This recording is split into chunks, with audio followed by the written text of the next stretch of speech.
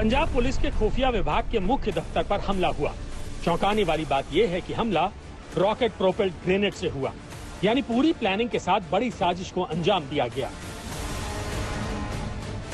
Intelligence bureau किसी भी सरकार की आंख नाक कान होता है और इंटेलिजेंस ब्यूरो का काम होता है कि दूसरी एजेंसियों को खबर देना कि सावधान रहें, अलर्ट रहें। और यहां पर हमला इंटेलिजेंस ब्यूरो की बिल्डिंग पर हुआ है। तस्वीरें मैं आपको दिखाता हूं। ये देखिए, रात में शायद हम साफ से तस्वीरें नहीं दिखा पाए थे। ये जो तीसरी मंजिल आपको दिखाई दे रही है, जिसको एक व्हाइट कपड़े या फिर कागज से ढका गया है, दरअसल ये वो तीसरी मंजिल है जहां पर ये धमाका हुआ था। आरपीजी, रॉकेट प्रोपेल्ड ग्रेनेड, जिसको कहा जा रहा है। और हालांकि पंजाब पुलिस भी इस पूरे मामले को लेकर कंफ्यूज नजर आ रही है।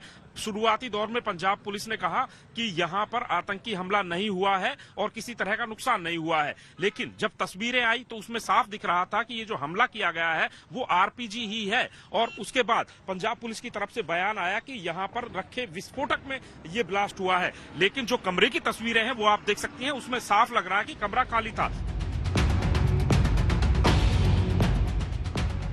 हमले की जांच कई एंगल से की जा रही है, लेकिन शुरुआती जांच के बाद डीजीपी का खुलासा सनसनीखेज है।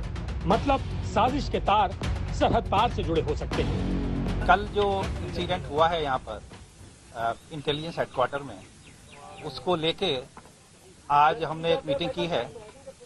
इंटेलिजेंस के ऑफिसर हैं और जिला पुलिस के एसएसपी साहब और डीआईजी साहब। इस केस को फेस करने के लिए हम लोग पूरे एफर्ट्स कर रहे हैं। हमारे पास लीड हैं और जल्दी ही हम इस केस को सॉल्व करेंगे।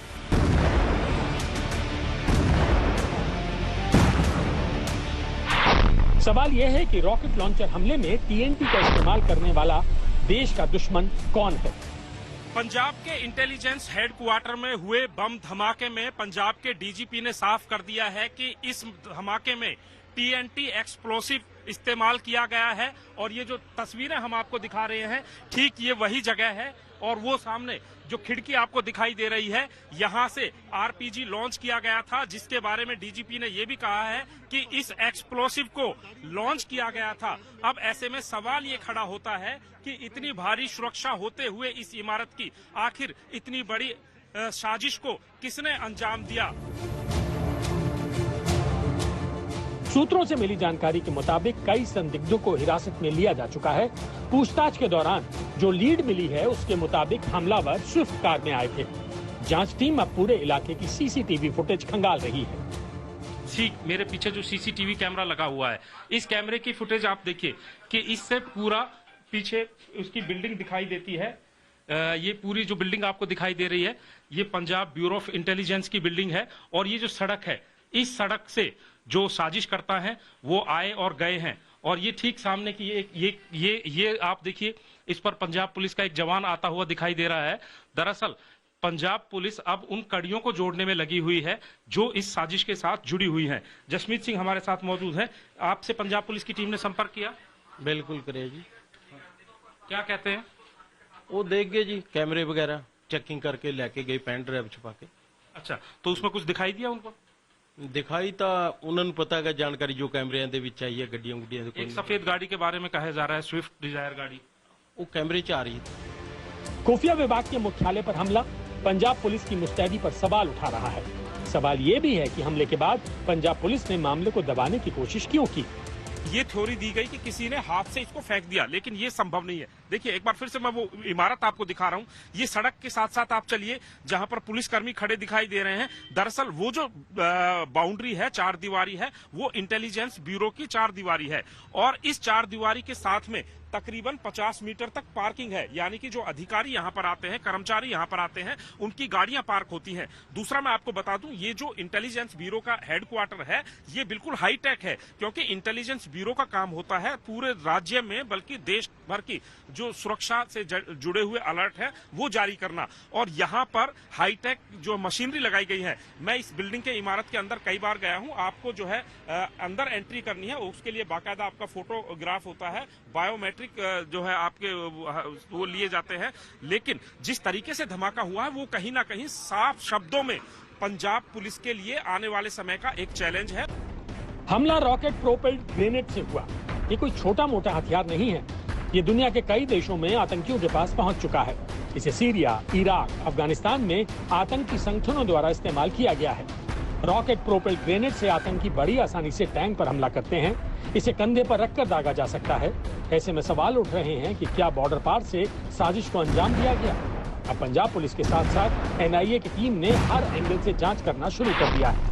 आप तस्वीरें देख सकते हैं, यहाँ पर एनआईए और सेना के जो है अधिकारी यहाँ पर आए हुए हैं, साथ में पंजाब पुलिस के तमाम आला अधिकारी हैं और ठीक उस जगह का मुआयना किया जा रहा है जहाँ पर ये धमाका हुआ था। और ठीक जैसे कि पंजाब के डीजीपी ने बताया था, टीएनटी एक्सप्लोसिव इसमें इस्तेमाल हुआ है। लेकिन सवाल ये है कि जिस जगह पर ये धमाका हुआ है उसके ठीक सामने खाली पार्किंग है, तो ऐसे में सवाल ये खड़ा होता है कि आखिर ये धमाका इस आरपीजी जिसे कहा जा रहा है, इसको लॉन्च करने के लिए किस जगह का इस्तेमाल किया गया? मोहाली ब्लास्ट की जिम्मेदारी खालिस्तानी संगठन सिख फॉर जस्टिस ने ली है। ये वही संगठन है जो किसान आंदोलन के दौरान भी पंजाब का माहौल बिगाड़ने की कोशिश कर रहा था। तो क्या हमले के पीछे खालिस्तानी कनेक्शन है? हालांकि जांच एजेंसियां किसी नतीजे से पहले पड़ताल पूरी कर लेना चाहती हैं। क्या इसके पीछे खालिस्तानी संगठनों का हाथ है या इसके पीछे गैंगस्टर्स का नेटवर्क एक्टिव है, ये पता लगाने की कोशिश की जा रही है। क्योंकि ठीक 2 हफ्ते पहले चंडीगढ़ की बुड़ैल जेल की बाउंड्री वॉल के बाहर भी एक पावरफुल आईडी बरामद किया गया था। उससे इस घटना से 3 दिन पहले ही करनाल में 4 आतंकवादियों को और जो कोरियर थे बीकेआई के उनको गिरफ्तार किया गया था। उसके बाद आधा दर्जन और लोगों की गिरफ्तारियां हुई हैं और तरन तारण में 2.5 किलो के करीब आरडीएक्स भी बरामद हुआ है। गिरफ्तारियां हो रही हैं और जो विस्फोटक है उनकी बरामदगी भी हो रही है लगातार। और ये संशय जताया जा रहा है कि सभी हथियार, गोला बारूद ड्रोन्स के जरिए गिराए जा रहे हैं। और ड्रोन्स की अगर बात करें तो 35 से ज्यादा तो पिछले साल ही ड्रोन्स की एंट्री पंजाब की सीमा में देखी गई थी, लगातार आ रहे हैं। अगर सीमाओं पर आप जाके देखें, लोगों से बात करें तो बताते हैं कि रात के समय ड्रोन्स की एक्टिविटी बढ़ जाती है। कल ही अजनाला में 10 किलो जो हेरोइन थी उसके पैकेट्स को लेकर एक ड्रोन आ रहा था, उसको भी नीचे मार गिराया गया। और कुल मिला के जो